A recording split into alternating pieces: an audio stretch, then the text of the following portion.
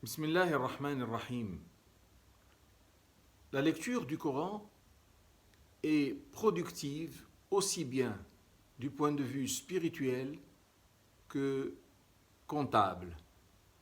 Il suffit d'y mettre l'intention sincère de rapprochement vers le Seigneur pour en engranger les bénéfices. Le prophète sallallahu alayhi wa sallam nous apprend que celui qui excelle dans la lecture du Coran est élevé au rang des anges, alors que celui qui le lit, malgré la difficulté qu'il rencontre, recueille au moins 2 admirables rétributions. Ainsi dit-il: Al-Mahiru bil-Qur'an ma'a as-safarati al-kiram al-barara walladhi yaqra'uhu yatata'ta'u fihi wa huwa alayhi shaq lahu ajrani ithnani. Toutefois, la lecture n'est que la première étape que le musulman est invité à franchir dans la relation qu'il est censé et qu'il est invité à construire avec le livre sacré. La deuxième de ces étapes est celle, plus méritoire encore, de la mémorisation.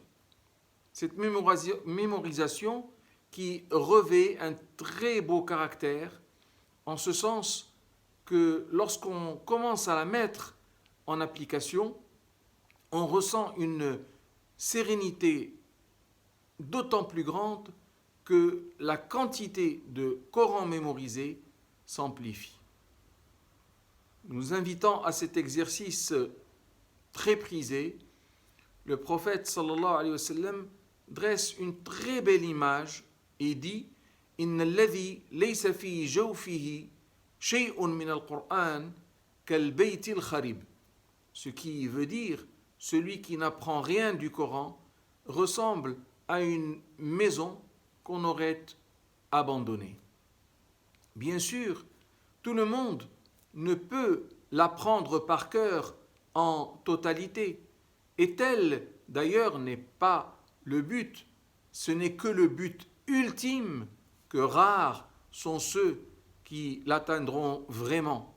Mais rien n'empêche de s'y mettre. Rien n'empêche de s'y mettre, de se mettre à l'apprentissage et à la mémorisation du Coran. Le prophète sallallahu alayhi wa sallam nous y enjoint très subtilement lorsqu'il nous dit: Iqra'ul Qur'an fa innahu ni'ma ash-shafi' yawm al-qiyamah. Apprenez le Coran, car quel bel intercesseur il est au jour de la résurrection. Et dans un autre hadith, encore plus expressif, il nous dit: Yuqalu li sahib al-Qur'an iqra wartaqi